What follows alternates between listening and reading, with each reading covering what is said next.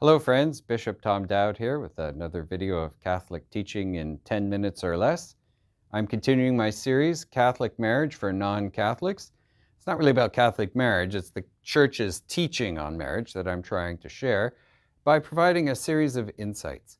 We know that there are many couples out there where one party is Catholic and the other one isn't, and that can raise all kinds of questions. What does it mean? What does marriage mean in that context? So I'm hoping these videos will be able to enlighten us.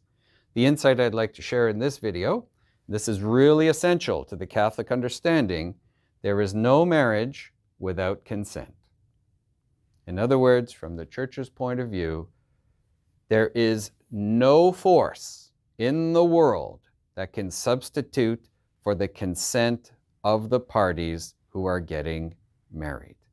It's as basic as you can't get married if you're in a coma. You can't marry someone who's in a coma. As long as they're in the coma, they can't offer consent, and so there can't be a marriage. And no one can substitute for their consent. Now, obviously, suppose a couple is engaged and they're preparing for the day of their wedding. They're preparing for the start of their marriage. There's a promise to get married. But sometimes engagements don't work out. They break up before the day. The fact that there's a movement towards it does not replace the actual exchange of consent that occurs in that moment of the celebration of marriage. What about somebody's parents show up and say, I know what's best for my daughter, I know what's best for my son, so I'm consenting on their behalf. If we accepted that principle, we would accept child marriage. Can you imagine parents arranging marriages? That happens already, but doing so in a manner where they're not just trying to help a person find their spouse, but they're actually substituting for their child in the consent so that the marriage is perceived to happen. That is not the Catholic approach. The Catholic approach is that the two parties, the couple, the two members of the couple, they have to be the ones to exchange that consent. Period, full stop, no consent, no marriage. God is not going to look down from heaven and say, well, they're saying the right words, or so-and-so has authority, or this is the king who's decreeing it, so I am going to go against the will of the person, or I'm going to let them substitute for the will of the person. No.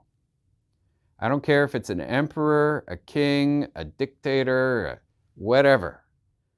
There is no power in the world that can substitute for the consent, the deliberate personal consent of the individual getting married. And when I think about it, there's a great freedom in that. Within the marital consent, it's a moment where every human being, if they're approaching that day, if they're approaching that moment, it's a truly personal, human moment lived in authentic freedom. There is no dictator who can force us otherwise. I mean, they could try, they can apply pressure, but nobody can force God into being the factor of unity. Let's not forget, a Catholic principle is that it's not just the two. God intervenes to provide the union, what God has joined.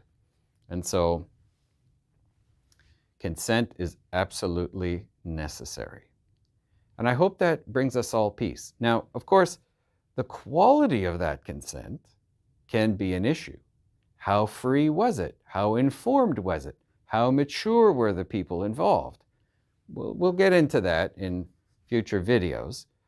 And that can sometimes be an area of discernment where we realize, looked good at first, but there was something hidden, like a defect of that consent hidden from the beginning.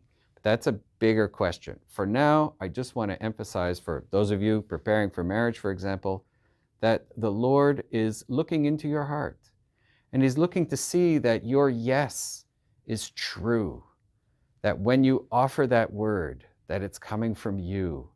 So that, because ultimately marriage is about love. It's a union of love. And love can never be forced. It just can't. If you were to force someone to you try and force someone to love you, say you hypnotize them to love you, it's fake. It's not real. Love is necessarily free.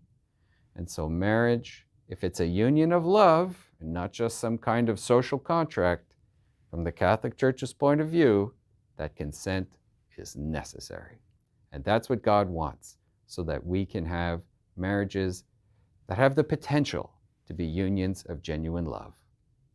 God bless all of you.